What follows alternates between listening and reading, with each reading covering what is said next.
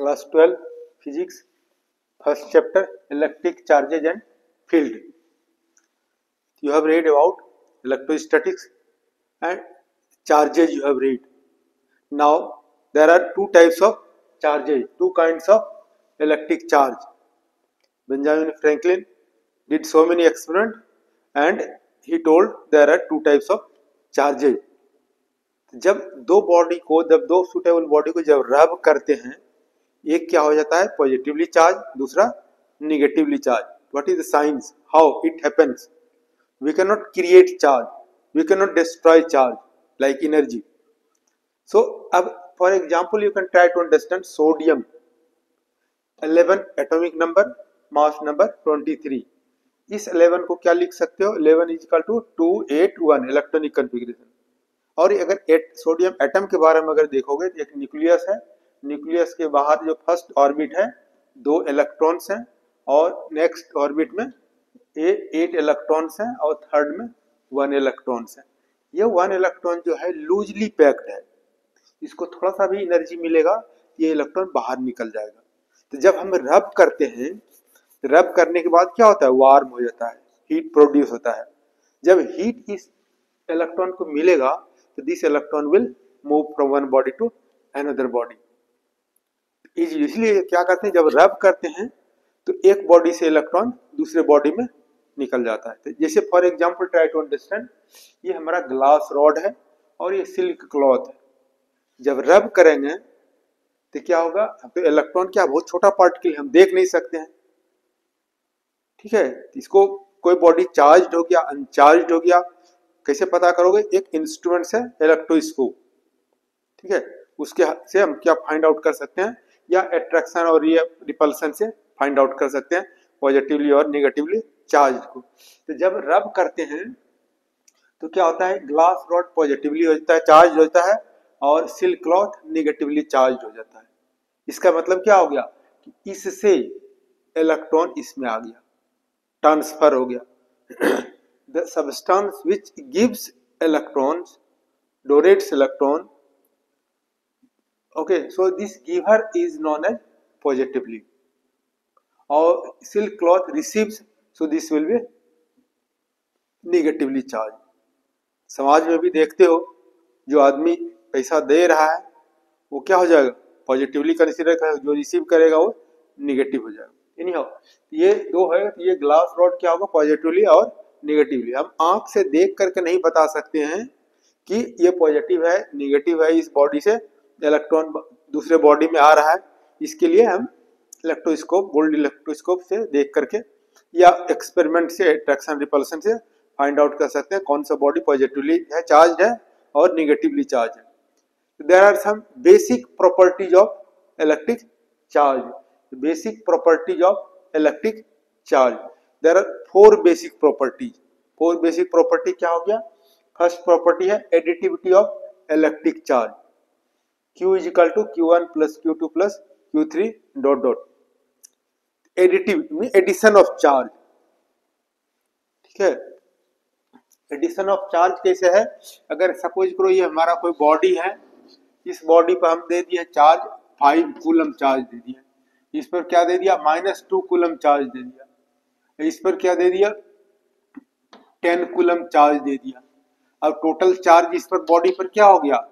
5 plus 10 -2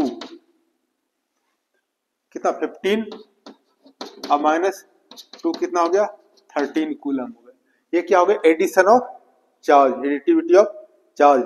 total जितना charge किसी body पर हम दे रहे हैं, प्रोड्यूस हो रहा है, तो दिस विल बी एडिशन. या पॉजिटिव में simple algebra, Q is equal to Q1 plus Q2 plus Q3 and plus dot dot कर सकते हो. So this is first property and the 3 more. Okay, conservation of charge, quantization of charge और invariance of electric charge. दूसरा property है conservation of electric charge. जिस तरह से energy के बारे में पढ़ा है, total energy of system is conserved, उसी तरह से यहाँ है total charge is conserved. Total charge of an isolated body is conserved. और एनर्जी के बारे में पढ़ा है, energy can transfer from one body to another body. यहाँ भी क्या है? Charge can transfer from one body to another body. और पढ़ा है एनर्जी के बारे में, law of conservation of energy, energy neither can be created not to be destroyed. उसी तरह से यहाँ भी है, charge neither can be created not to be destroyed, यानी law of conservation of energy.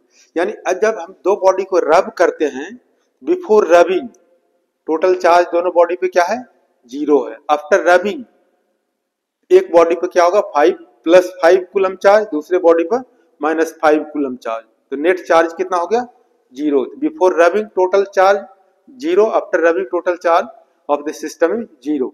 Now law of conservation of charge you can apply nuclear reaction also. देखो ये uranium है, यूरेनियम क्या हो गया, एटॉमिक नंबर 92 और मास नंबर 238। जब इसका डीके होगा, डिसइंटीग्रेशन होगा, तो ये क्या होगा, थोरियम और इधर हाइड्रोजन यानी अल्फा पार्टिकल डीके हो गया।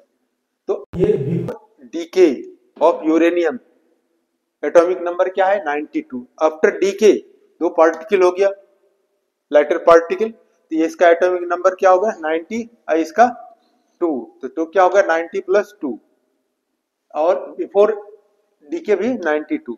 यानी एटॉमिक नंबर जो है या number of electron, number of protons जो है, तो बिफोर डीके जितना है उतना आफ्टर डीके है। Means law of conservation of electric charge also you can apply in nuclear reaction.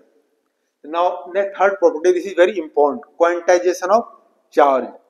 जब दो बॉडी को रब करते हैं, रब करने के बाद क्या होता है, दोनों बॉडी इलेक्ट्रिकली चार्ज होता है।